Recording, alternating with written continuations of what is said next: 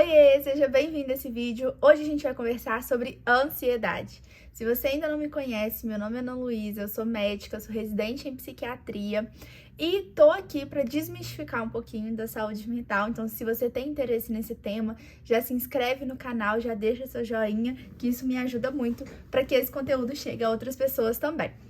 Bom, a gente tende a associar a ansiedade com uma coisa negativa. A gente pensa sempre que a ansiedade é algo que nos atrapalha, é algo que nos incomoda, que gera sintoma. Mas, na verdade, a ansiedade, ela é uma emoção, da mesma forma como felicidade, raiva, tristeza. Essas emoções que a gente tem muitas vezes como negativas são emoções que também têm um valor evolutivo na nossa vida, né? Que de alguma forma tem seu valor positivo também. Então, por que existe a ansiedade, né? Não sei se você já se fez essa pergunta, mas a ansiedade, ela é um mecanismo de proteção nosso enquanto espécie, né? Lá na época dos homens das cavernas, né, dos primeiros Homo sapiens, a gente era caçador e coletor. A gente caçava, coletava plantinha, coletava, tipo assim, coisas da natureza. E o que a ansiedade era útil nessa época? Porque nessa época, se essas pessoas não pensassem, será que a gente tem comida para amanhã? Elas não iam ir lá caçar alguma coisa ou ir lá juntar algumas coisas. Ou então, essa sensação, né, essa ansiedade, essa preocupação de alguma forma, aparecia quando ouvia um barulho diferente. E aí, será que é uma tribo rival nossa? Será que é algum predador se aproximando? Será que tá chegando uma onça para comer a gente? E nesses exemplos, parece muito óbvio que realmente faz sentido ativar esses mecanismos de ansiedade.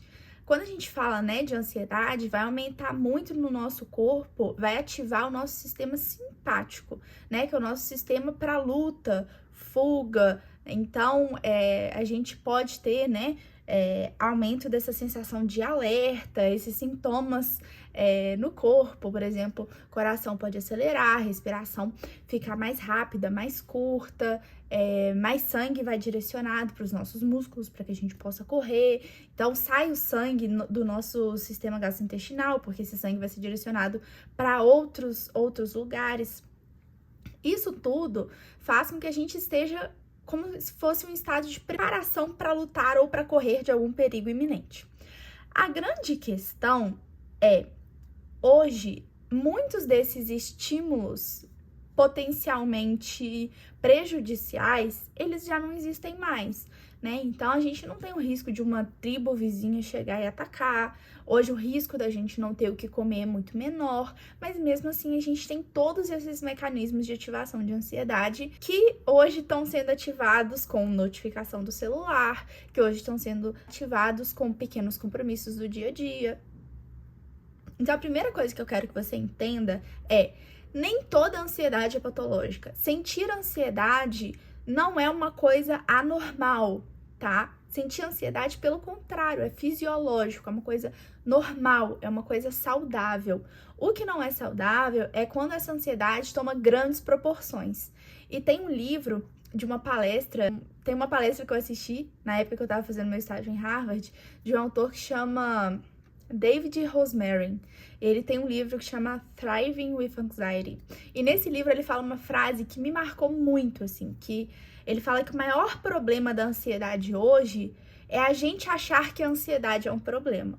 Então, se você sente um pouquinho de ansiedade e você já começa a problematizar essa ansiedade como se isso fosse uma confirmação que tem algo muito ruim acontecendo, essa ansiedade vai te tirar muito do seu eixo. Então, nosso primeiro desafio para lidar com a ansiedade é a gente entender que estar ansioso não significa que algo ruim vai acontecer a qualquer momento. Não significa que o mundo vai acabar, não significa que você vai morrer, vai ficar doente, vai enlouquecer, vai perder o controle, que são as coisas que passam pela nossa cabeça nos momentos que a gente tá mais ansioso, principalmente em contextos de crises de pânico, né, de crises de ansiedade.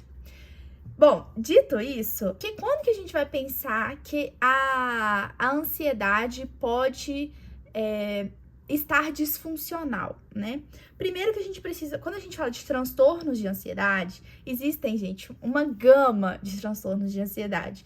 Tem até o livro da Clínica Psiquiátrica da USP fala uma metáfora que é como se a ansiedade fosse um grande mar e cada transtorno de ansiedade fosse uma ilha, porque são muitos transtornos de ansiedade. Então, quando a gente fala, por exemplo, de fobia, sabe? Ah, fobia de altura, fobia de aranha. Isso é um tipo de transtorno de ansiedade, pode ser, né, um tipo de transtorno de ansiedade, nem sempre vai ser para todas as pessoas, mas se tiver um grande impacto, né, na vida da pessoa, pode ser um transtorno. Transtorno de pânico é um tipo de ansiedade, né, quando a pessoa vai ter ataques de pânicos recorrentes com um medo muito grande de ter uma nova crise, começa até mesmo evitar fazer coisas que possam, de alguma forma, relembrar aquela crise que aconteceu.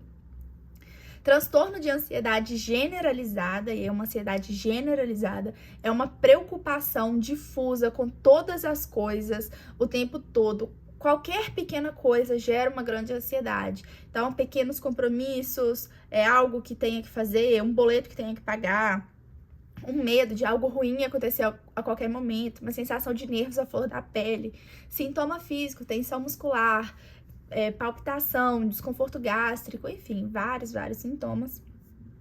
A gente pode ter também, né? Alguns autores colocam o toque, apesar que hoje o toque já tá mudando mais para um transtorno de impulso do que um transtorno de ansiedade, mas tem alguns autores que falam que o toque, que é o transtorno obsessivo compulsivo, poderia ser um transtorno de ansiedade. Transtorno do estresse pós-traumático, né? A gente lembra muito de estresse pós-traumático em contexto de guerra, de filme, mas após um assalto, uma violência sexual, algum tipo de violência que a pessoa tenha sido exposta, um acidente, alguma coisa assim, pode desenvolver um estresse pós-traumático. Além disso, também tem, né, a ansiedade social, que é a fobia social, um medo muito grande que as outras pessoas vão julgar, que as outras pessoas vão criticar, vão observar, e muita dificuldade de socializar com outras pessoas, de estar em contato social, né? Tem muitos transtornos de ansiedade. Muitas vezes os transtornos de ansiedade podem coexistir, né? Então, uma pessoa ter vários transtornos de ansiedade diferentes, e também pode acontecer de uma pessoa ter um transtorno de ansiedade e um transtorno de humor, né? Por exemplo, uma depressão, ou um transtorno de ansiedade e um uso de substâncias, uso de álcool, por exemplo. Enfim, multifacetado. Além disso, a gente tem que pensar no seguinte: como que a gente trata a ansiedade? A ansiedade não é tratada com ansiolítico, que é o que pareceria óbvio, né? A ansiedade, vou dar um ansiolítico.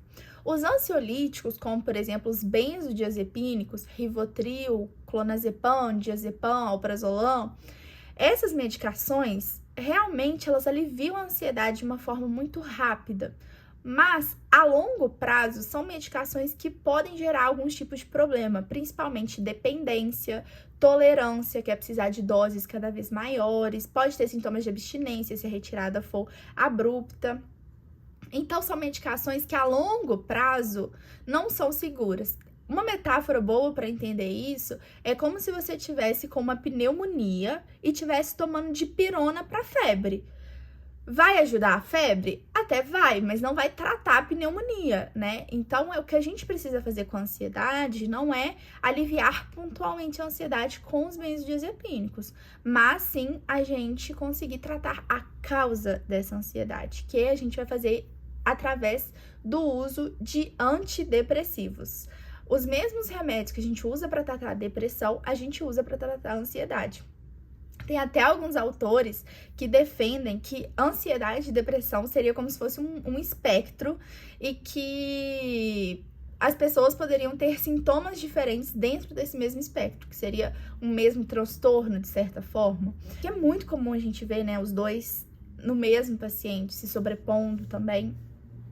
Enfim, então a gente vai usar os antidepressivos. Quando a gente fala de antidepressivos, a gente pode falar nos inibidores de recaptação de serotonina, e aí vai paroxetina, escitalopram, fluoxetina, sertralina, fluvoxamina. A gente pode também usar os inibidores seletivos de recaptação de serotonina e noradrenalina, por exemplo, venlafaxina, duloxetina. A gente pode usar algumas medicações multimodais, né, por exemplo, mirtazapina, Enfim, são várias opções e a indicação da medicação é caso a caso, né? A gente tem que ver o perfil de efeito colateral. Então, essa é uma pessoa que morre de medo de engordar. Então, a gente vai dar um remédio que tende a não dar ganho de peso. A pessoa que tá tendo insônia. Então a gente pode tentar um remédio que vai ajudar no sono. Enfim, a gente vai pontuando, é como se fosse uma grande alquimia. A gente vai tentando jogar com os efeitos, para os efeitos colaterais serem os menores possíveis e jogar que eles sejam a nosso favor. E quando que a gente vai pensar em procurar uma ajuda profissional? Quando a pessoa sente um transtorno, uma ansiedade que atrapalha na rotina, uma ansiedade que paralisa, uma ansiedade que tira o foco de todas as outras coisas. A gente vai pensar muito quando esse impacto da ansiedade no dia a dia tá um impacto grande demais para lidar sozinho. É uma ilusão essa ideia de que todo mundo precisa de terapia, de que todo mundo precisa passar por um tratamento psiquiátrico. Muitas vezes pode ser que você vai estar ansioso num período pontual da sua vida e que aquilo tem uma justificativa e aquilo vai resolver sozinho.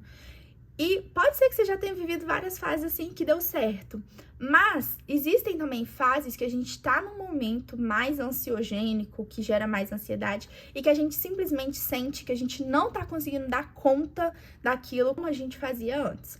Então, nesse caso, se for um impacto leve que isso tenha na sua vida, você pode procurar um acompanhamento psicológico, pode tentar só o acompanhamento psicológico inicialmente.